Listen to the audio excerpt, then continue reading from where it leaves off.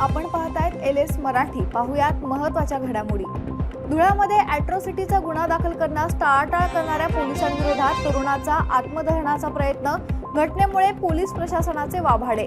सदर photo morph केलेला आहे। या संदर्भात मी उद्या मुंबईमध्ये तक्रार देखील करणार आहे। सोशल मीडियावर व्हायरल फोटोबाबत गिरीश महाजनांची प्रतिक्रिया। भिवंडी तालुक्यातील अंजूर फाटा चिंचोटीमध्ये इलेक्ट्रिक सामान वाहून नेणाऱ्या ट्रकला आग, स्थानिकांकडून आग विझवण्याचे प्रयत्न, सुदैवाने कोणतीही जीवितहानी नाही। जरांगे पाटलांच्या भावना आम्ही जाणून घेतल्या, काही बाबतीत विलंब झाला तरी कायदेशीर बाबी तपासून कार्यवाही करावी लागते। जे काही कार्यवाही सुरू आहे त्यावर जरांगे पाटील समाधानी आहेत, राधाकृष्ण विखे पाटील यांचं वक्तव्य।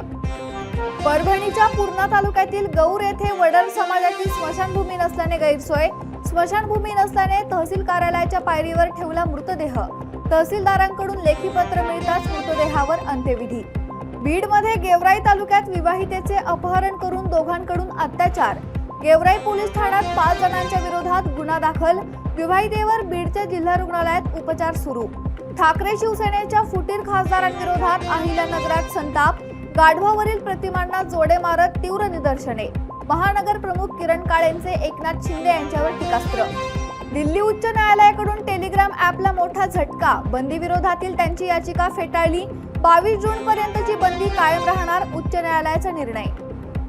बीड जिल्ह्यात भीषण पाणी टंचाईचं सावट, 81 लघु प्रकल्पात अत्यल्प पाणी, 79 प्रकल्प मृत साठ्यात तर 13 प्रकल्पात कमी प्रमाणात साठा।